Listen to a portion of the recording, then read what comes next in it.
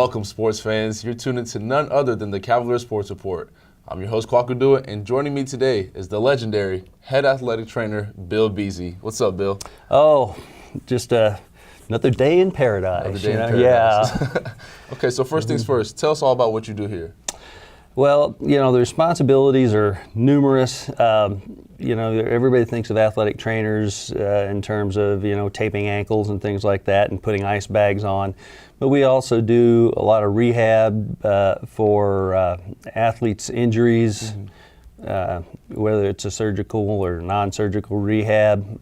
We work a lot with our team physicians, deal with the insurance claims, do a lot of paperwork. In this day and age, it's just required for liability. You just got to, you just have to document. Yeah. That's it in a nutshell. But there's just no 2 days are the same. Gotcha. Okay, so why athletic training? Well, tell you the truth, back in 1978. When I was in high school, I had a couple of injuries in high school, and I had a sense that there must be somebody out there that knows what they're doing. And one of our assistant football coaches had worked with an athletic trainer in college, and he was talking about this athletic trainer, and Coach he was a good ankle taper, and he says that's how he learned how to tape ankles was from this athletic trainer. But he talked about them in general. At that time, there were about, I'd say 1,500 of us around the country, and now there's more like 40,000. And it's basically, it was one of those things where I contacted the athletic trainer for the then St. Louis football Cardinals. And he got back with me and told me who to contact, and the rest is history. The rest is history. Okay, so compare athletic training in 1978 to present day. An awful lot of it is the same. A lot of the principles that we follow are, essentially the same. The surgical techniques that the docs use are just way more advanced, a whole lot less invasive. A lot more early motion when they come out of surgery and those kinds of things. So that makes that part of our job much better. The documentation is much more important. Really, the main deal is the growth of the profession. Never in a million years would I thought we would have a presence in Washington as a health care group, or that there'd be 40,000 of us, or that we'd get paid as much as we get paid, or which is still could be better.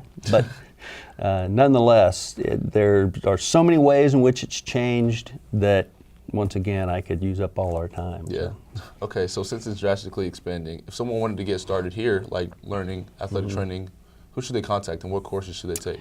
Well, they should contact me if they want to join with our group of athletic training students that we have here. But they contact me. I like to have a sit-down interview with them, find out what creates their interest and so forth. There's a little bit of paperwork to do. We have a minimum GPA that we require them to have coming in, and also minimum to maintain. And then they have to apply for and transfer to an accredited athletic training education program, and there are quite a few in Kansas, in order to finish up and finish their bachelor's degree as athletic trainers. Yeah. Okay. So lastly, what are your 5 tips that you would give to any athlete?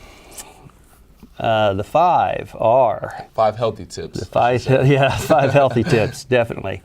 First is hydration. You hear a lot about hydration. I don't think that you have to super hydrate, drink a gallon of water a day, but you need to make sure that you drink more than you are thirsty. Gotcha. You need to eat plenty, and you can get into all the what you should eat and so forth. But really, for an athlete, come down to it, it's eat a lot. A lot of our athletes do not eat enough to really allow full performance. They get pooped out in practice and things because they haven't eaten enough. Third, they need a lot of sleep, which most college students don't get.